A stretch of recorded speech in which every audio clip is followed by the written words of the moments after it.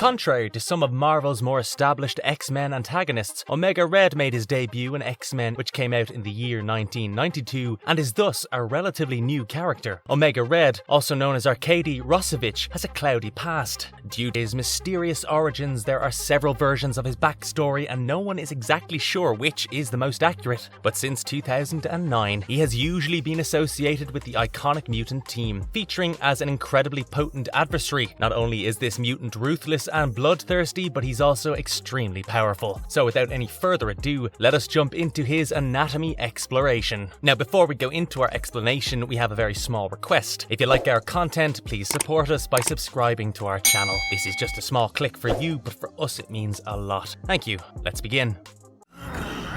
It'll make your death taste so much sweeter.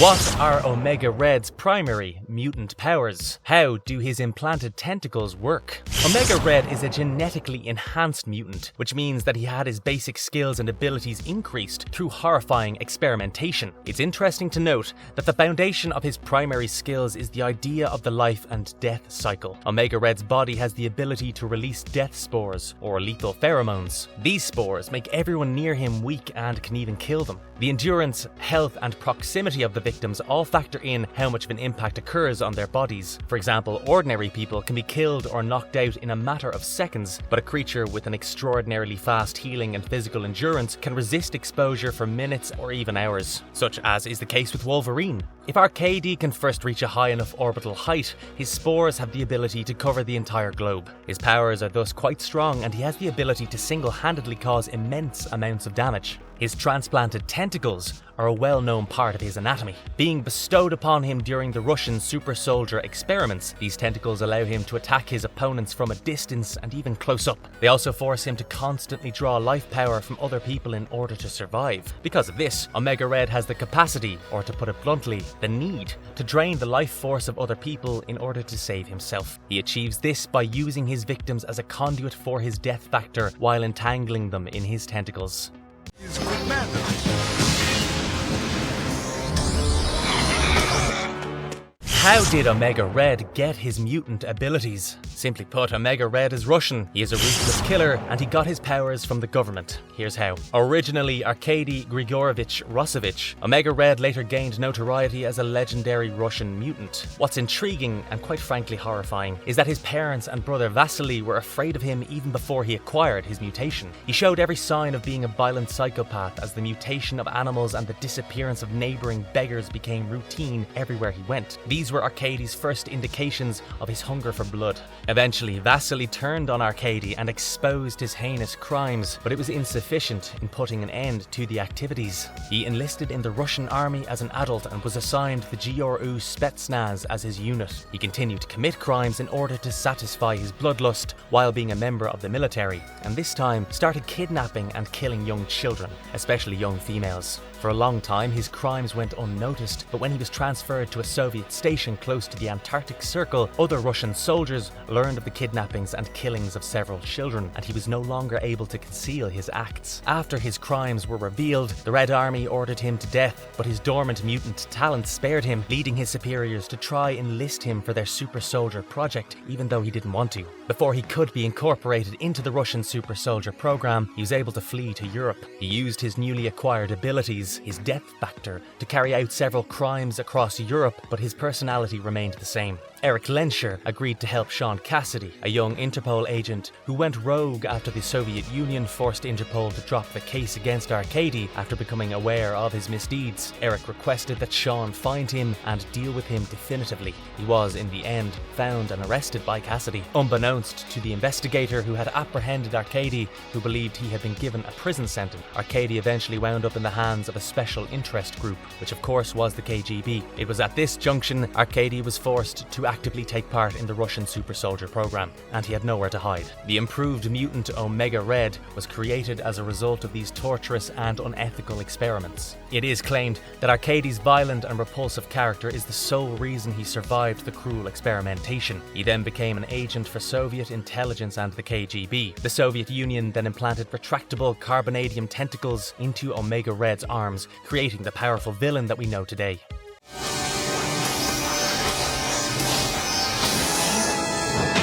How physically strong is Omega Red? Omega Red has superhuman strength and on a regular day lifts things weighing roughly 10 tons. Arcady was also seen to have gained many new skills after his resurrection thanks to the Hand. This included the capacity to increase his body mass using the energy he absorbs from others. This allowed him to get even bigger and stronger. Arcady was further proven to be strong enough to be able to lift about 50 tons after absorbing the life force of a strong, nameless mutant. The potential in him as far as his physical strength is concerned is thus unrestricted, only depending on the amount of life force he is able to drain from others. If he is unable to drain the life force of a super strong, maybe even Omega level mutant like Jean Grey, he's likely going to be able to perform incredible feats of strength using it. He possesses superhuman endurance as well, and this stamina, coupled with his superhuman strength, make it absolutely terrifying to fight him. His stamina is superhuman because compared to the muscles of an ordinary human being, Omega Red's muscles produce much fewer fatigue toxins. This allows him to keep fighting and pushing. It is said he is able to exert himself to the fullest for 24 hours before he's finally able to feel the effects of tiredness set in. He can, however, increase his stamina even more than what he has by using the energy he drains from others. Thus, his ability to drain the life force of others really serves him well as far as physical strength is concerned. Also, we cannot forget that he was a Russian soldier and then a KGB agent too. Somebody without intense physical prowess would never have been able to withstand the torture and training that Omega Red was put. I like dealing with serious people. Your terms are satisfactory. Is Omega Red an Omega level mutant? Considering just how powerful Omega has been shown to be in the comics as well as in other media adaptations such as the X-Men animated series, many have come to think that he might just be an Omega level mutant. After all, his name has the word Omega in it. However though, this is unfortunately not the case. The power hierarchy as far as mutants in the X-Men universe is concerned has varied over the years. However, most mutants are compared to how they stack up against the already known and confirmed Omega level mutants such as Jean Grey, Matthew Malloy, Franklin Richards, Emma Frost, and the Scarlet Witch, to name a few. These mutants are considered to be real powerhouses. Their power is so extreme that they are capable of single-handedly destroying all life on any given planet. Not only are their powers incredible, the scale of their powers is breathtaking and horrifying at the same time. For example, Matthew Malloy's energy blasts and Franklin Richards' ability to create universes and warp reality show the scale at which their powers take effect. In comparison to this, while his powers are unique and have to do with life and death, Omega Red is restricted as far as the scale of his powers are concerned. In fact, he's considered to be a Gamma level mutant by many, which are even lower than Alpha level mutants such as Colossus and Beta level mutants such as Wolverine on the power scale. The comparison with Wolverine is important here because Wolverine has beaten and even killed Omega Red before, therefore showing that he's not on the same level as the fan favourite Claude anti-hero. His classification as a Gamma level mutant comes from the fact that he is incredible in one-on-one combat, both armed and unarmed. However, thanks to his unique look, he cannot pass as human. Furthermore, his powers are effective on a small scale, but he's only able to take on a couple of people at a time in the case of a battle. Thus, while his name indicates power and he himself is in fact extremely powerful, his powers are not enough comparatively to contend with known Omega level mutants.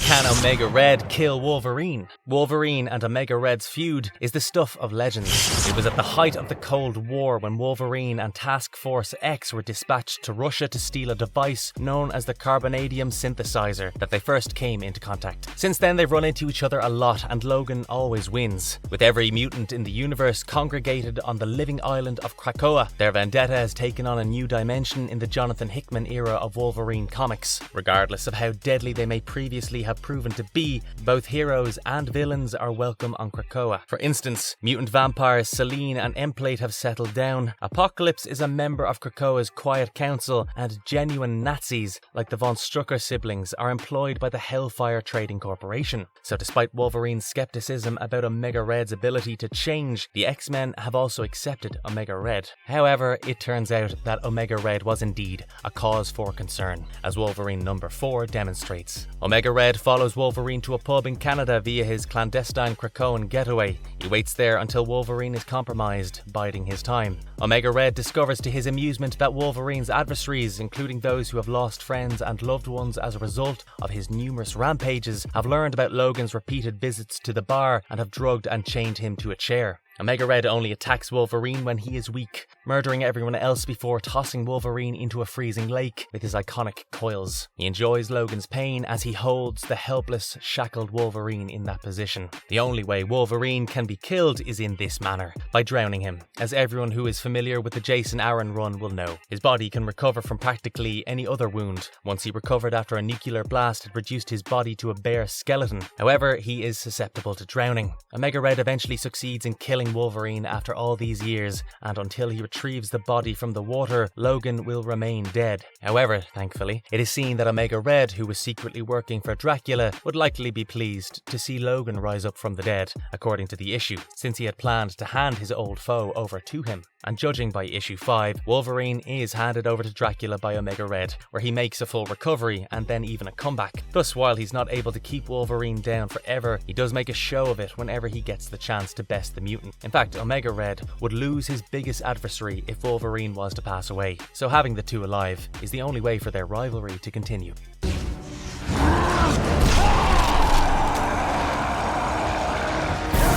Does he have regenerative abilities? He shares with many other mutants, like his nemesis Wolverine, a miraculous healing factor that has helped him prevail over seemingly insurmountable challenges. Omega Red can heal at a rate that is many times faster than that of a regular person. He has demonstrated the ability to recover quickly from severe cuts and puncture wounds. He is further able to raise the intensity of his healing abilities by using the energy he siphons from other people. When adequately charged, Arcady was able to recover from even lethal wounds very swiftly following his resurrection. His healing component seems to concentrate on both his tentacles and armor, indicating that they have assimilated into his body and are now an integral part of him. It would appear that Omega Red simply has no weaknesses. No wonder even Wolverine has a tough time when fighting him.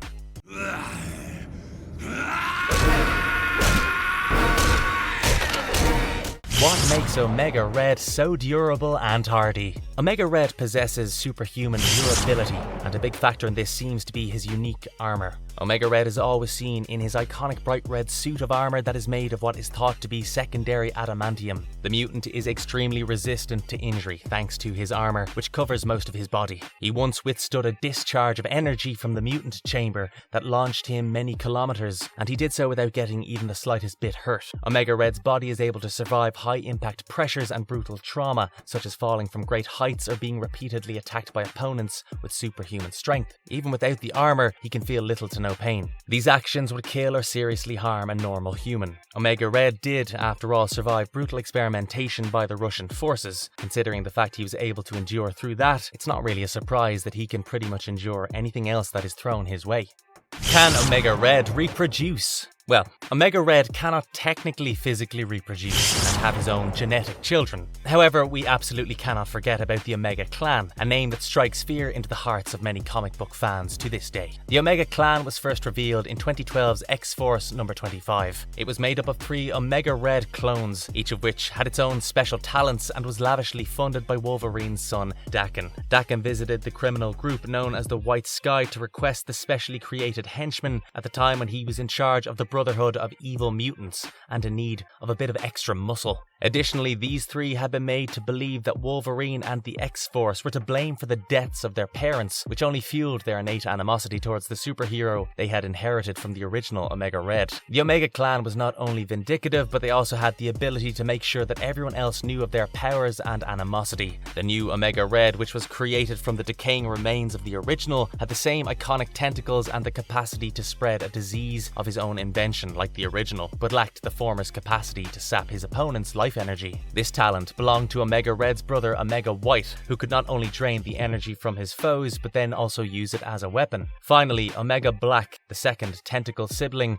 was able to transfer into people her unique strain of illnesses, in addition to her powerful fighting abilities, and so infect her victims. In an effort to provoke the juvenile Apocalypse clone to violence, these 3 members of Daken's Brotherhood kidnapped and tortured a number of Wolverine's X-Force soldiers, even going so far as to pull out Phantom X's still beating heart from his body before killing him. Fortunately, the heroes were able to foil the cunning scheme. Omega Black and Omega Red's lives appeared to have been ended by Apocalypse's clone Evan, while Omega White's memory was erased to make place for the Shadow King's brand new prison inside the clone's now unconscious body. The story of Omega Black and Omega White in the wake of their defeat by X-Force becomes a little bit murkier in translation, although Omega Red's clone would subsequently reappear to continue provoking Wolverine multiple times before ultimately being put out of his agony. Omega White's mind was restored after being once more cleansed of any consciousness that might be residing in it. He and his brothers were then offered a spot on Krakoa to assist in giving mutant kind a second shot as their own independent nation. Since arriving in Krakoa, their violent activities have ceased. However, they are a painful reminder that evil only begets evil. Although the Omega clan wasn't exactly the offspring of Omega Red, they certainly had to live with their progenitor's volatile personality and tainted blood for a lot longer than anyone else should have had to.